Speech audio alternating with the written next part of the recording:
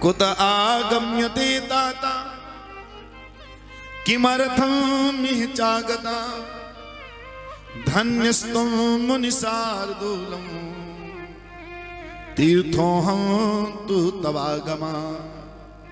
अरे नारद जी, कौन से तीर्थ से आ रहे हो? बड़े प्रसन्न लगते हो, क्या कारण है? नारद जी ने कहा, महाराज ऐसे वैसे नहीं, आज तो मैं काम और क्रोध को जीत कर आया हूं। भोले बाबा ने सिर्फ काम को जीता था, क्रोध को नहीं जीत पाए। काम को जला दिया, लेकिन मैंने काम और क्रोध को दोनों को जीत लिया। और बड़े प्रसन्न नारद जी के बात को सुन करके भगवान ने कहा, वाह नारद जी, आप तो महान हो, आपसे बड़ा महान कोई हो ही नहीं सकता। आप इतना बड़ा जो काम करके आए हो, बड़े प्रसन्न। अब तो धन्यस्तुम मुनि शार्दूलम तपो निधिरुधारधि भक्तिकम च यस्यास्ति काम मोहादयो मुने। भगवान ने कहा, आओ आओ नारद जी, बैठ जाओ। जिस शेष सैया पर माता लक्ष्मी के अलावा कोई नहीं बैठता था, उस शेष सैया पर भगवत प्रेमियों भगवान नारायण ने आज नारद जी को बिठा दिया। नारद जी और फूले ना समाये, अब मैं नारायण की कैटेगरी में आ गया हूं। अब मैं और बड़ा हो गया। अब नारद जी और विचार करके अब सीना तान कर बैठ गए। भगवान बोले, बहुत अच्छा नारद जी, आप पधारे। आज आपने मेरा बैकुंठ पवित्र कर दिया, मेरा बैकुंठ लोक पवित्र हो गया। नारद जी सोचते, अब मैं अपना प्रचार करना शुरू कर। नारद जी चल दिए सब जगह प्रचार करने के लिए। लेकिन जैसे ही नारद जी आगे बढ़े, उसी समय रास्ते में ही कीर्तन करते हुए जैसे नारद जी जा रहे थे, नारायण का भजन करते जा रहे थे, श्रीमन नारायण को जप रहे थे, लेकिन वो भी अहंकार से। सूत सूत महाभागा व्यास शिष्य नमोस्तुते अद्भुतेयं कथा ताता वर्णिता कृपया हिना। नारद जी महाराज जैसे ही पहुंचे, भगवत प्रेमियों, रास्ते में ही एक बड़ा सुंदर नगर दिखाई दिया। नगर को देखकर नारद जी को लगा, अभी तक तो ये नगर नहीं, मैंने नजर नहीं किया, आज ये नगर दिखाई दिया, क्यों ना इस नगर की सुंदरता को देखें। अरे साधु संतों का क्या मतलब कोई नगर देखने का? लेकिन नारद जी भगवान नारायण के माया के लपेटे में आ गए और उस नगर में जाकर देखने लगे। जैसे ही नारद जी पहुंचे, उसी समय भगवत प्रेमियों नारद जी महाराज ने देखा, यहां आज नगर सजा हुआ है। उस नगर के राजा थे सील निधि। सील निधि की एक बेटी थी जिसका नाम था श्रीमती। श्रीमती का विवाह होने वाला था। अब तो नारद जी को देखकर सील निधि ने स्वागत किया है, और स्वागत करके भगवत प्रेमियों नारद जी के पास में कन्या को लाकर पूछते हैं, महाराज आप मेरी बेटी के हाथ की रेखा को पढ़कर बताइए, मेरी बेटी को वर कैसा मिलेगा, दूल्हा कैसा मिलेगा।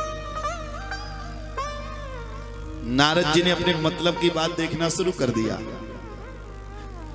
कन्या के हाथ में रेखा थी, जो वर इस कन्या का जिस वर के साथ शादी होगी वो वर अजर अमर होगा। लेकिन नारद जी ने पढ़ा अपने मतलब की चीज, इस कन्या का जिसके साथ विवाह होगा वो अमर हो जाएगा। कन्या के हाथ में रेखा थी, इसका जो दूल्हा होगा तीनों लोगों का मालिक होगा। लेकिन नारद जी ने रेखा को पढ़कर देख लिया, इस कन्या का जिसके साथ विवाह होगा वह तीनों लोगों का मालिक हो जाएगा। लिखा कुछ था, नारद जी सब अपने मतलब की चीज देख ली। सारे गुण नारद जी ने सोचा, यदि अपने राम का ही इस कन्या से विवाह हो जाए तो अपने राम तो तूने लोगों के पूजित हो जाएंगे, जिन्हों लोगों में मेरी जय जयकार हो जाएगी। नारद जी महाराज विचार करते ही सोचते हैं, इस बाबा जी को तो कोई अपनी बेटी देगा नहीं, क्या करूं? हाँ, नारायण के पास जाता हूं, यदि नारायण अपना रूप दे देंगे तो निश्चित ही मेरा कल्याण हो जाएगा। अब भगवान नारायण के पास में नारद जी महाराज चल दिए।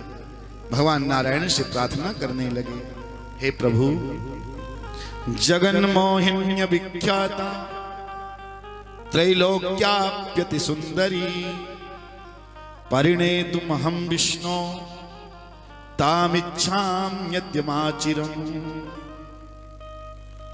हे प्रभु, आपकी हम शरण में हैं। आप ऐसी कृपा कीजिए कि मेरे जीवन में मुझे एक कन्या, आज वैवाहिक जीवन में मेरा विचार है विवाह करने का, तो आप कृपा करके मुझे ऐसा कृपा कर दीजिए कि मेरा ब्याह हो जाए। भगवान नारायण मने मन बहुत हंसे। अभी अभी बोल के गए थे काम को जीत लिया, और अब आए तो शादी करने के लिए मन में भाग गई। धन्नो नारद। महाराज आप कृपा करो, मुझे मेरा ब्याह हो जाए, मैं भी गृहस्थी में आऊं। गृहस्थी में बड़ा सुख है। गृहस्थी में जो आता है वो भी पछताता है, और जो नहीं आता वो भी पछताता है। बोलो राधे राधे। शादी के लड्डू जो खाए वो पछताए, जो ना खाए वो पछताए। क्षमा करना, पर सत्य है। बाबाओं को, जो साधुओं को लगता है वाह कितना सुखी है। सपने में कथा सुनाया करता शादी के लड्डू। इसीलिए साधुओं को कभी किसी की शादी में नहीं जाना चाहिए, और आप लोगों को शादियों को बुलाना भी नहीं चाहिए। यदि साधुओं का रंग लड़के दूल्हा दुल्हन में लग गया तो गड़बड़ है। एक किसी की शादी हो रही थी, किसी ने अपने गुरुजी को बुलाया। जैसे गुरुजी को बुलाया तो पिता ने कहा बेटा गुरुजी को प्रणाम करो। अब बेटा गुरुजी को प्रणाम किया। उतना ही मौका था गुरुजी को शिक्षा देने के लिए चेला को। गुरुजी ने कहा अरे रज्जो, उसका नाम रज्जो था। गुरुजी ने जल्दी से कहा रज्जक तू गज्जब कियो, जो सिर बांधा मोर, आया था हरि भजन को कियो नरक को ठोर। अरे रज्जक आया तो भगवान का भजन करने, नरक में जाने के लिए तैयार हो गया। जो रज्जक ने सुना भैया, पगड़ी फेंकी और जंगल की ओर भाग गया। फिर किसी के हाथ नहीं आया। सारी बारात की तैयारी धरी की धरी रह गई। तो इसलिए संतों को नहीं, अब कोई संत चले जाएं तो। एक किसी के गुरुजी आए शादी में जैसे लड़का लड़की जयमाला पहना रहे थे, दोनों मंद मंद मुस्कुरा रहे थे। दूल्हा दुल्हन को देखकर बाबा जी को लगा अरे वाह देखो कितने खुश हैं दोनों, कितने प्रसन्न हैं। मैं भी शादी करता तो बड़ा अच्छा होता, पर मैंने शादी नहीं की। ऐसे गुरुजी सोच करके थोड़ी दूर गए। रात हो गई थी, सोचे सो जाऊं। सोए कहां? कुआं होती थी ना पहले के जमाने में, कुआं में गंगा सागर होता था, किनारा होता था, पाट होता था। गुरुजी ने सोचा थोड़ी देर, घंटे 2 घंटे इसी किनारे में मैं आराम कर लूं। और गुरुजी उसी पाट के ऊपर आराम करने लगे। कहते जो आप सोचोगे वही आपके स्वप्न में आएगा। अब गुरुजी तो शादी की वही लड़की और दूल्हा दुल्हन नजर में थी गुरुजी के।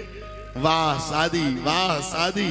अचानक गुरुजी को स्वप्न में देखे कि मेरा भी ब्याह हो गया, बड़ी सुंदर दुल्हन मुझे भी मिली।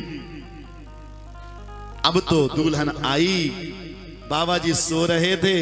बाबा जी से दुल्हन कहती है जरा मुझे भी तो बैठने दो, थोड़ा और किनारे हो जाओ। अब बाबा जी खिसकने लगे, थोड़ा और खिसके, थोड़ा और खिसके। धीरे धीरे कुएं में ही जाकर बाबा जी गिर गए। बोलो राधे। कुएं में किनारे सो रहे गिर गए। अब गांव वालों ने जब देखा गुरुजी हाथ पैर मार रहे हैं, बाबा जी रस्सी डालकर जैसे तैसे निकाला। पूछा बाबा जी ये क्या हुआ? गुरुजी सोचे बताऊं तो दिक्कत, ना बताऊं तो दिक्कत। गुरुजी ने कहा बेटा क्या बताऊं, मैं तो दुनिया के उन लोगों को धन्यवाद देता हूं जो साक्षात शादी किए। मैंने स्वप्न की शादी करके कुएं में गिरा पड़ा हूं, और जो सचमुच शादी की होंगे कितने पहलवान होंगे वो लोग जो बचे हुए हैं। बोलो राधे राधे। तो शादी के लड्डू जो खाए दोनों का कल्याण है। नारद जी ने कहा महाराज आप कृपा कर, अब मुझे मेरा रूप प्रदान कर दो। जैसे रूप प्रदान करने के लिए कहा, भगवान नारायण ने शिव जी को मनाया। शिव जी आप मुझे आदेश करो। बिना शिव के माया से भगवत प्रेमियों नारायण कोई भी कार्य नहीं करते। और नारायण ने भगवान शिव को सुंदर मनाते हुए शिव का ध्यान किया है। कैसा ध्यान किया? आइए हम लोग भी एक बार सुंदर शिव को मनाएं। और शिव से आदेश ले, हे प्रभु अब मुझे करना क्या है, अब आप ही बताओ, और नारद जी को कैसे मोहित करना है यह भी मुझे कहो।